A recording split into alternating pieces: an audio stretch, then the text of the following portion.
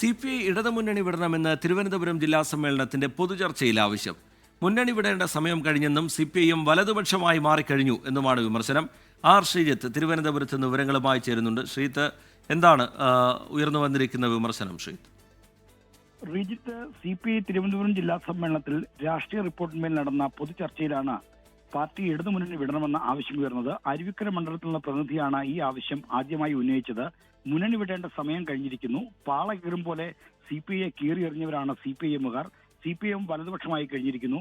Bathinda party കോൺഗ്രസിൽ നിന്ന് കാലം ഏറെ മാറി. അതുകൊണ്ട് തന്നെ മുന്നണി ബന്ധം തുടരണോ എന്ന കാര്യത്തിൽ പുനരാലോചന വേണമെന്നാണ് അരുവിക്കര മണ്ഡലത്തിലുള്ള പ്രതിനിധി ഉന്നയിച്ചത്. ഇത് മറ്റു ചിലർ കൂടി ഉന്നയിച്ചു എന്നാണ് നമുക്ക് ലഭിക്കുന്ന വിവരം. ബിനോയ് വിശ്വത്തിനെതിരെ ശക്തമായ വിമർശനവും ഇന്നത്തെ പൊതുചർച്ചയിൽ ഉയർന്നു.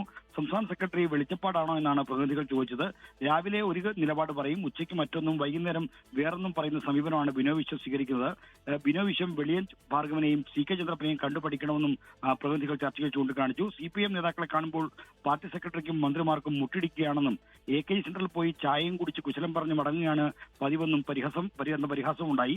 ജാതിപ്പോര് സംബന്ധിച്ച ചില പരാമർശങ്ങളും ഇന്നത്തെ പൊതുചർച്ചയിൽ ഉയർന്നു വന്നു. പാർട്ടിയിൽ ജാതി വിവേചനമുണ്ട് എന്നാണ് ചില പ്രതിനിധികൾ ചൂണ്ടിക്കാണിച്ചത്. പാർട്ടിയുടെ സംസ്ഥാന എക്സിക്യൂട്ടീവ് അംഗമായ N രാജന്റെ പേര് അദ്ദേഹം പിന്നോക്ക വിഭാഗത്തിലുള്ള ആളായതുകൊണ്ട് ഏറ്റവും അവസാനമാണ് പ്രചരണ മാധ്യമങ്ങളും മറ്റും ചേർക്കുന്നതെന്നായിരുന്നു പ്രതിനിധികൾ ചൂണ്ടിക്കാണിച്ചത്. വർക്കല തുടങ്ങിയ മണ്ഡലങ്ങളിലുള്ള പ്രതിനിധികളാണ് ഈ വിമർശനം ഉന്നയിച്ചത്. ആർ ശ്രീജിത്ത് തിരുവനന്തപുരത്ത് നിന്ന് വിവരങ്ങൾ പങ്കുവയ്ക്കുകയായിരുന്നു.